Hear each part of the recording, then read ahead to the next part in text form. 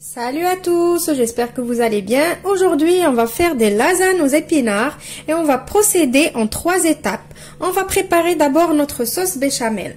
Pour cette sauce béchamel, il vous faut 750 ml de lait. Alors, j'ai besoin d'une béchamel, d'une sauce qui soit vraiment liquide, pas la béchamel avec quoi on farcit des choses ou quoi. C'est vraiment une béchamel liquide.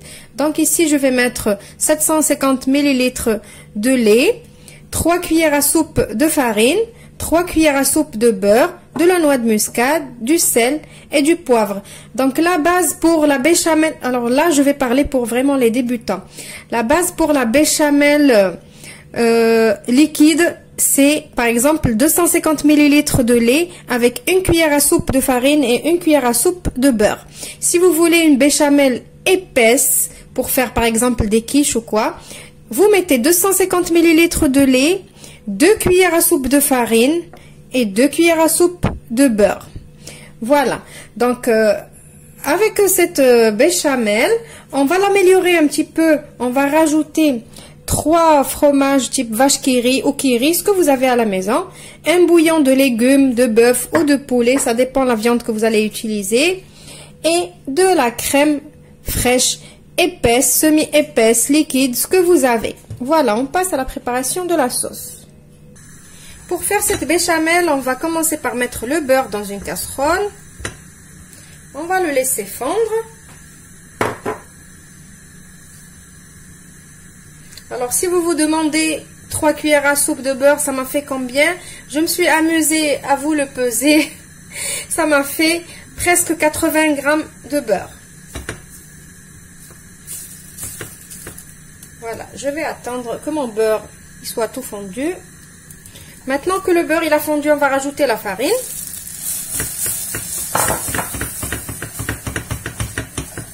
Et on va mélanger.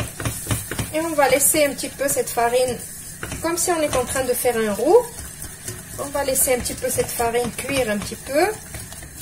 Alors, les débutantes qui ont peur de faire une béchamel et d'avoir plein de grumeaux et tout ça, je vous invite à cliquer sur le petit i qui va s'afficher maintenant pour voir comment faire une béchamel inratable.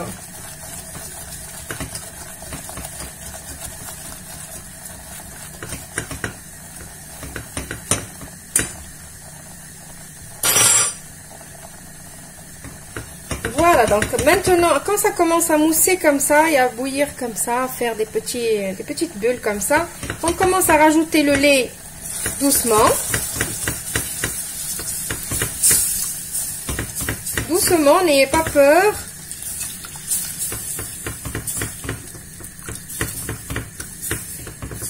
Alors la béchamel, il ne faut pas la lâcher. Voilà, et maintenant, je continue de touiller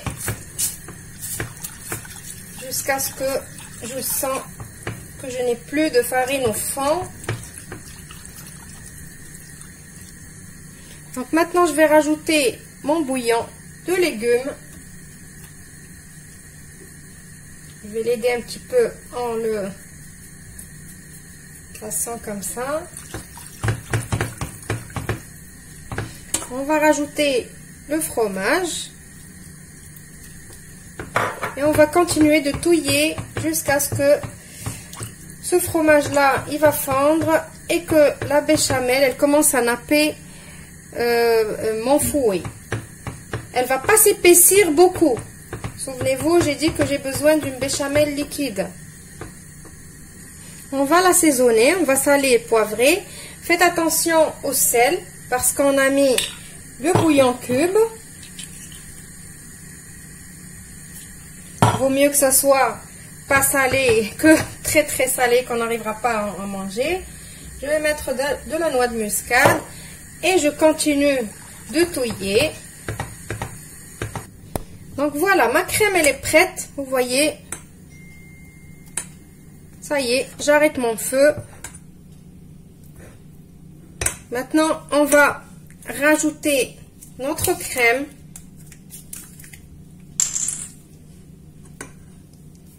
On rajoute notre crème Et on mélange et on la laisse de côté.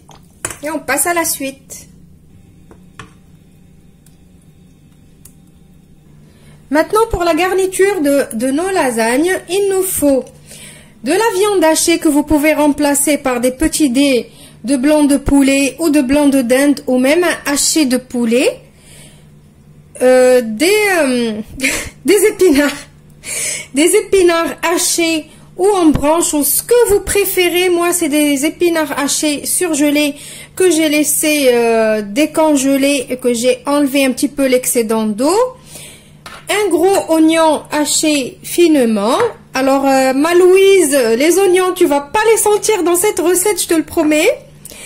Il nous faut aussi une gousse d'ail écrasée et un petit peu de champignons de Paris que j'ai coupé aussi finement au couteau. Vous pouvez utiliser les champignons en conserve ou les champignons frais. Moi ici c'est des champignons frais surgelés que j'achète souvent et que je laisse dans mon congélateur. Ça c'est pratique et ça dépanne. On passe maintenant à la réalisation de notre garniture. Dans ma poêle j'ai mis de l'huile. Je vais mettre l'oignon. On va rajouter un tout petit peu de sel pour le faire suer rapidement. Ça veut dire qu'il rend son eau rapidement, qu'il devient transparent rapidement, qu'il se ramollit. On va le laisser un petit peu comme ça. Alors on va laisser les oignons un peu se colorer, c'est ce qui va nous donner un bon goût à cette garniture.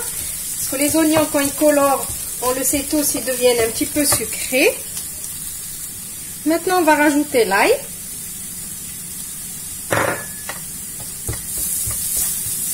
On fait revenir juste comme ça 2 secondes. Et on va mettre nos champignons.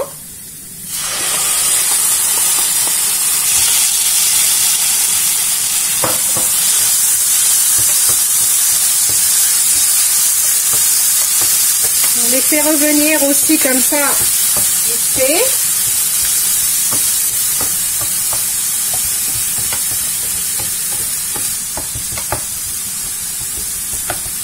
Et on va directement rajouter les épinards pour que tout ça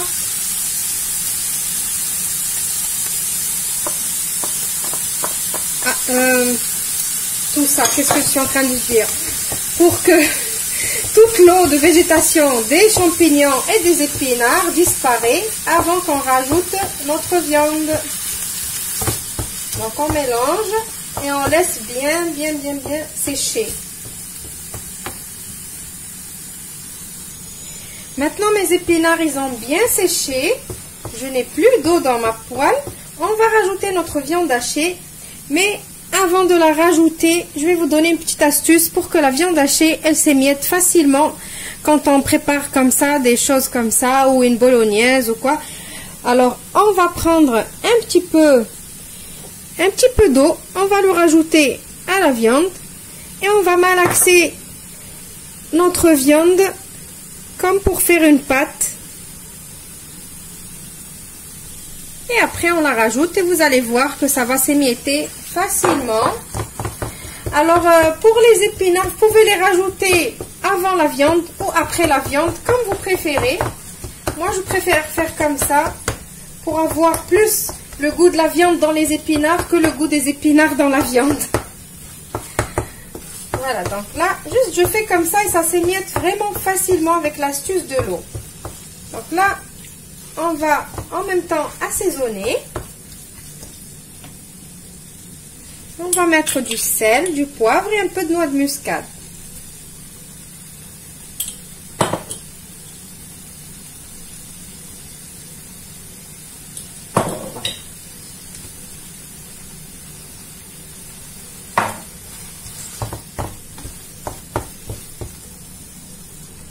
Vous voyez ma viande comme elle s'est émiettée vite fait.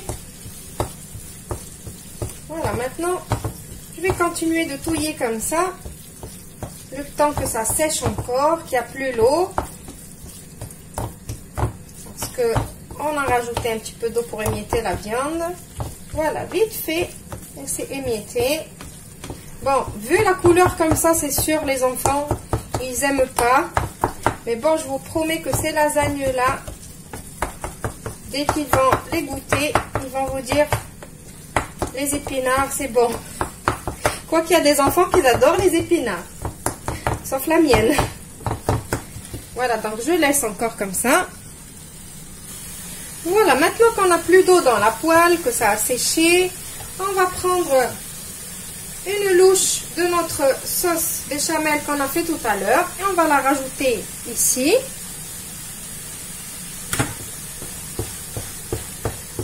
Et on mélange. Et on passe à la suite. Maintenant, on va passer au montage de nos lasagnes. Je vais prendre mon plat gratin. Je mets un petit fond de sauce.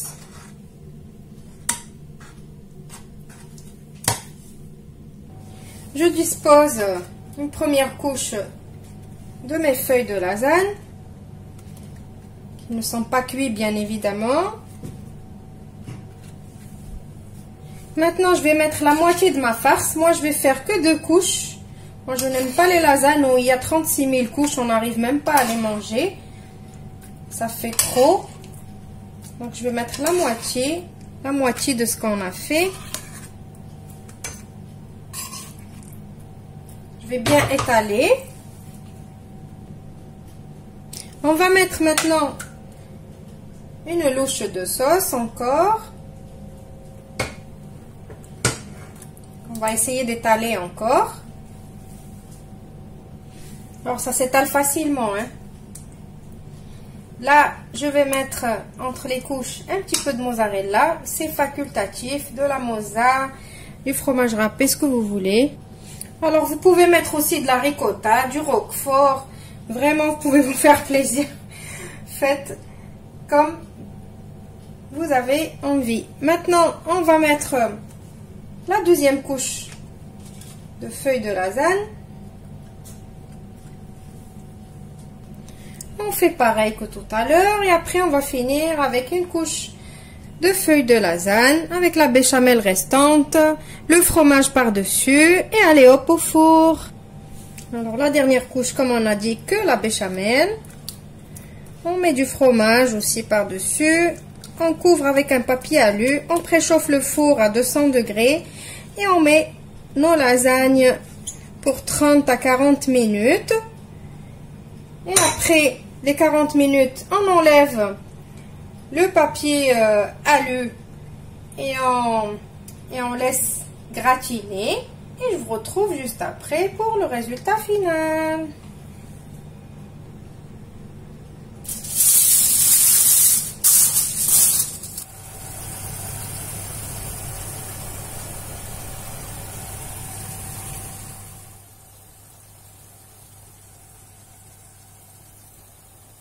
Voici mes lasagnes aux épinards. Alors, un petit conseil, quand vous sortez vos lasagnes du four, laissez-les se reposer 5-10 minutes et après, vous pouvez les servir.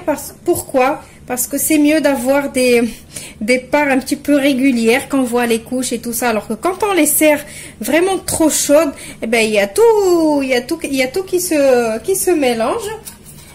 Et notre part, elle n'est pas vraiment belle.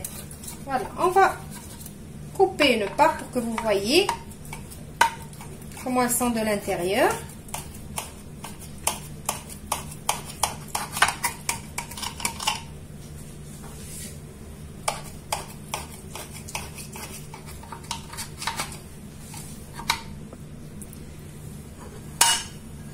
Voilà.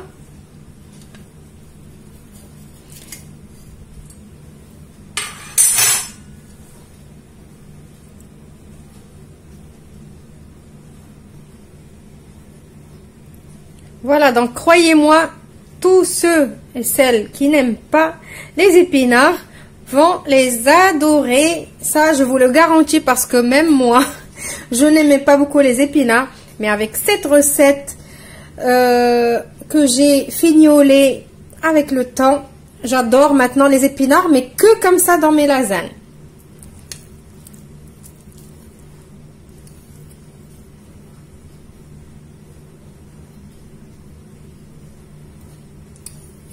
Voilà, j'espère que la recette d'aujourd'hui vous a plu. Vous allez l'essayer.